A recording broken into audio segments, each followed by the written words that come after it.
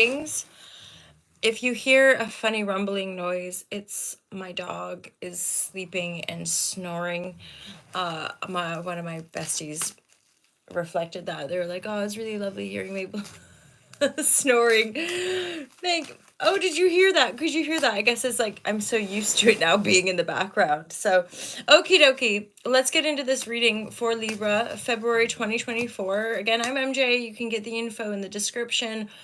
I've got a series of online courses, a book, and of course you can book these services. There's merchandise as well. At the minute, I've only got one top, so there is merchandise. It's all there in the description. Libra, let's go.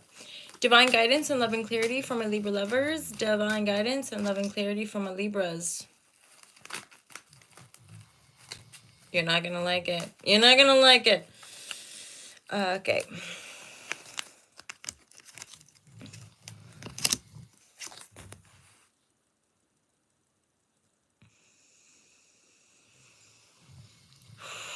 This is a tower moment, you guys.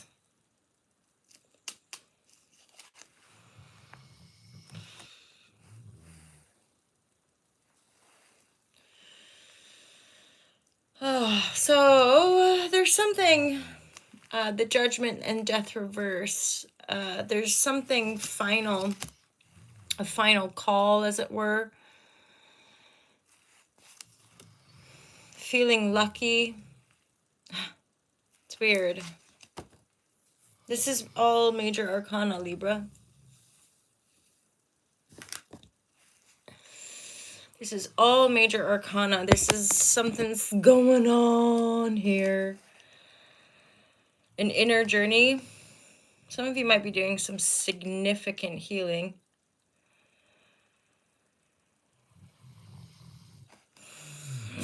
The moon reversed. This is almost like relating to the beyond the veil, having a bit of a rewilding possibly.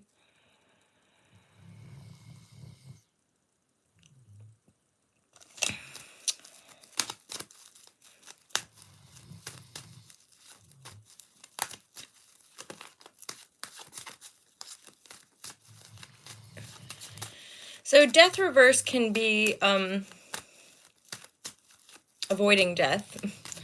Death reverse could also be resistance to illness, like trying to deny an illness or resistance to it. There's the judgment, though, is some sort of final call, though. And there's a positive, it's judgment is in the upright. So this is like a liberation point. Liberation, totally.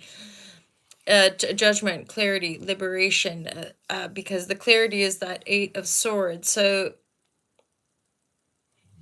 you know, and this is even my, just after 4.5 years of reading professionally, and I know that every reader and you know, intuitives, energy workers, we just our own unique essence of translating messages, right?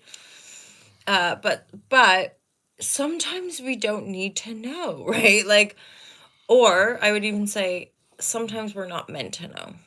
I've not always, well, obviously not always, but from time to time I've had people, and I'm sure other readers have experienced this, but people come to us being like, my so-and-so is very ill. Can you get a read? Where are they at? And the few times, which is literally maybe like 2 or 3 times that people have requested, like, if I'm honest, in particular, my suspicion is that the person is dying, right? Like it's we're all dying. I mean, in that regard, but they're close to making their transition. And my cards will often almost block me, like from, as in 8 of Swords will come up a lot. Like, no, this isn't meant to be known. Like, you and this person asking for that person isn't meant to know. This is sacred for that individual, right? So if this is to do with someone in your life, it's like trusting the process. The Nine of Cups is here, which is really interesting because there's a heck of a lot of big change, big turbulence in this reading. But then, right bang, dang, in the middle of the read is this Nine of Cups, which is wishful fulfillment, right? Feeling really good. And it comes out of this Tower moment. Plus, there's a Three of some of you might have some sort of profound shamanic experience or really profound healing or insight. Because to me, this Three of Wands isn't about traveling outside of ourselves, it's about traveling within. However, the traveling within might bring about a bit of a tower, as in a change that you can never go back from. And I would almost say with the moon reverse, not you and not nobody around you is gonna see how this is gonna affect you, is gonna see this coming. Nine of Cups, because you're feeling this is all beautiful, benevolent energy, regardless of how unfortunate it might look. Libra, there you are. Yeah, I mean, that's another major. I don't think I've ever had so many major arcana in one reading. 1, 2, 3, 4, 5, 6. And there's only 3 other cards. So out of 9 cards, 6 are going into the majors. This is, and again, major is just major. It's change. It's Judgment upright. It's expansive change as well. Some of you, 9,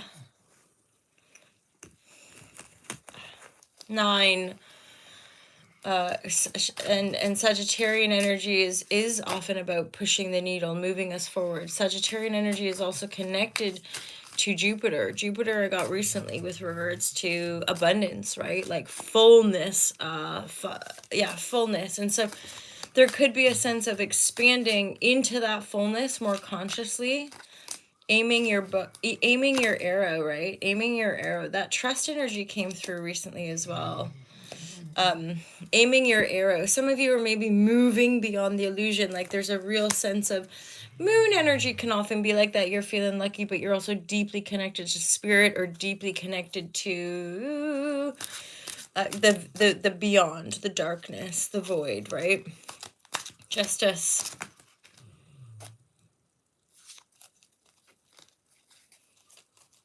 T-chat. Be aware some of you might have, there's like fly on the wall energy here, fly on the wall. I don't know that resonates, like somebody's listening, be aware.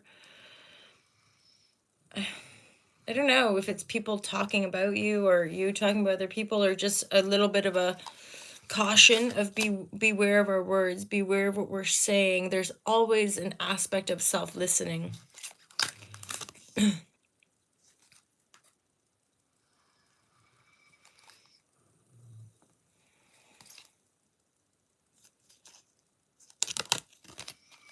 Some of you might be a spiritual guide or stepping into that kind of role, like teaching, becoming a teacher, becoming a spiritual teacher of sorts. Which, based on all these major arcana, I'm like, of course, that could totally be part of all this major stuff, is like you're stepping into a new role in your life. Which is part of the death and judgment transformation, right? Justice card, like you're destined for this. This is what you're good at. This is how you know to express, right? And yeah, the crone energy, I would say you're definitely rising into a new, like the crone. What would be the male? You know what I'm trying to say? Equivalent, like the wizard. The crone is only because it's elder wand. I just watched Deathly Hallows. It's it's elder wisdom. Okay, crone energy, whether we're male or female. Crone typical is resonant with the female archetype, but then when I look at the hands, these hands do look fairly masculine to me, though they might not be, but the hair on the anyway, so there's also that star. That might be a relevant symbol for some of you. 5-pointed star. I feel like that's a possibly Venusian thing as well. So, I mean, Libra, like, monumental change. Sorry to say, but yay. Monumental change, whether you like it or not.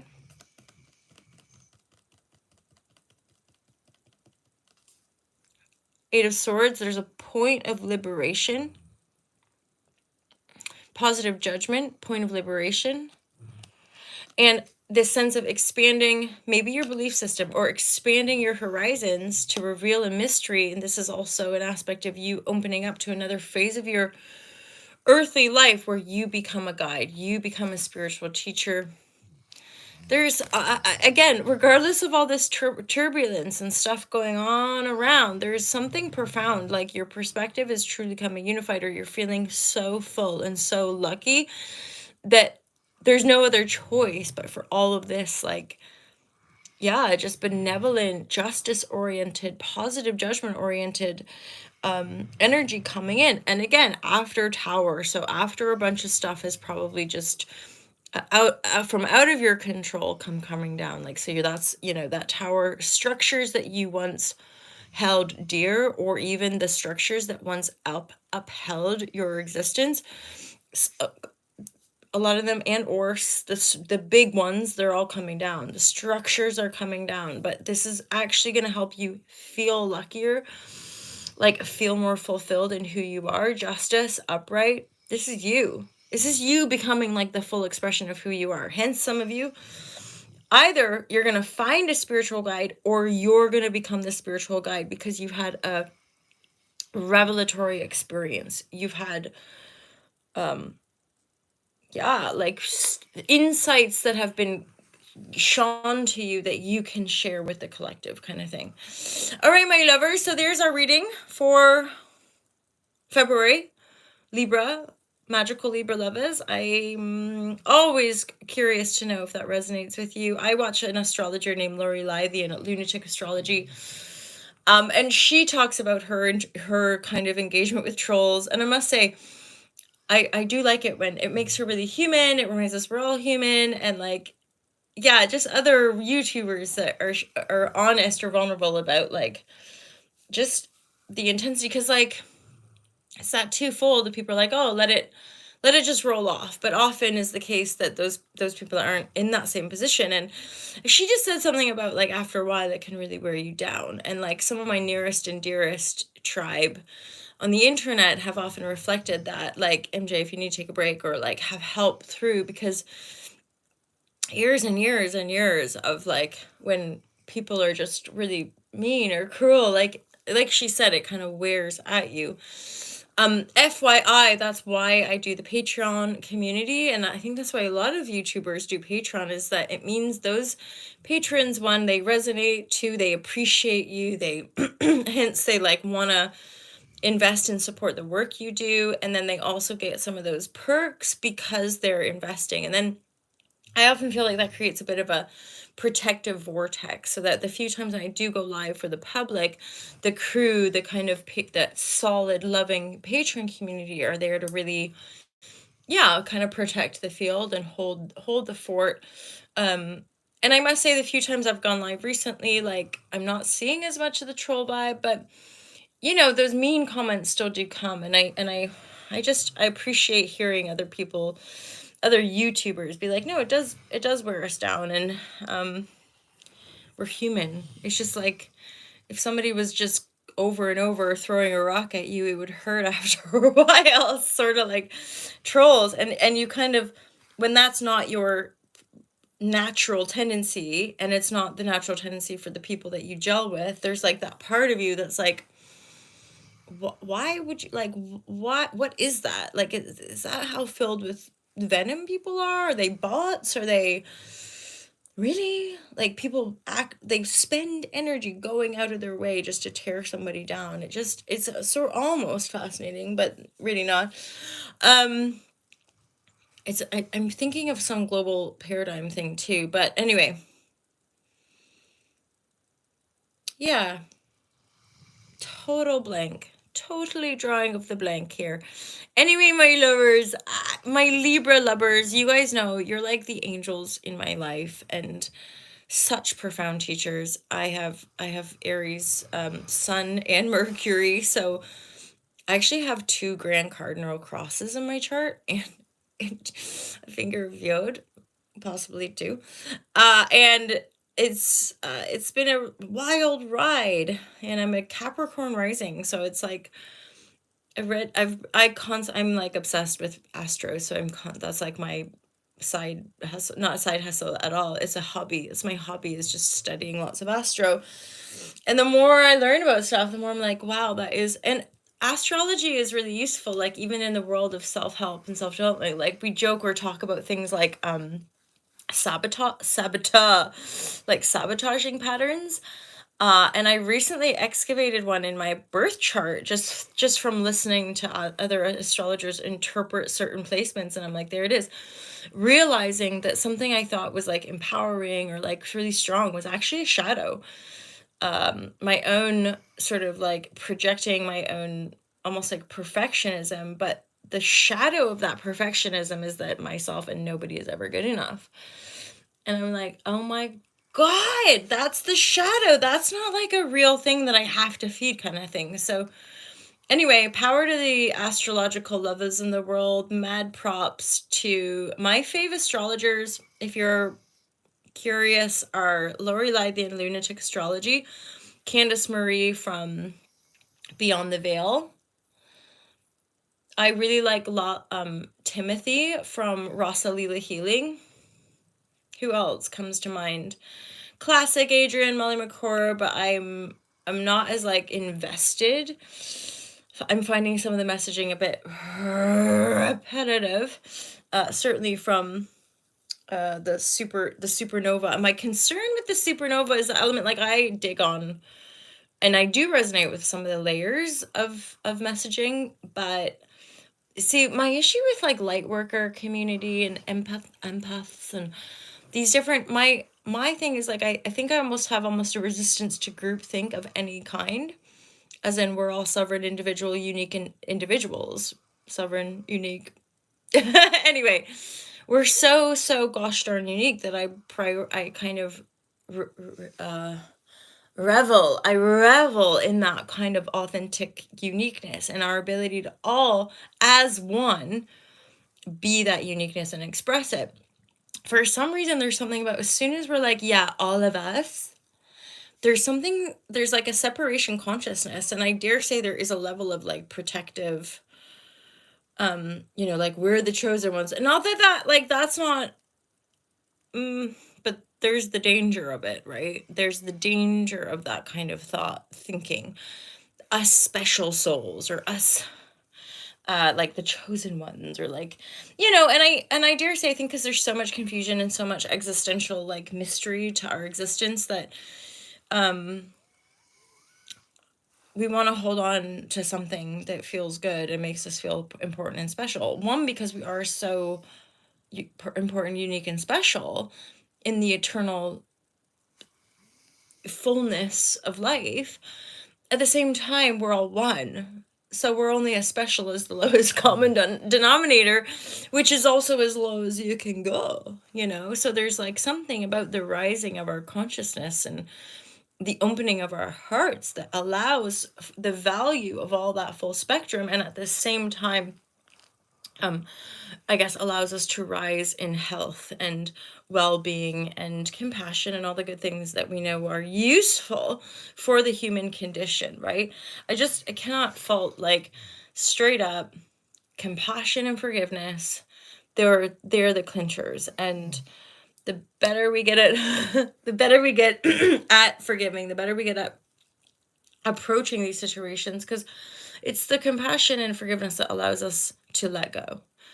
you know, once you understand something through compassion, you realize it couldn't be anyone's fault.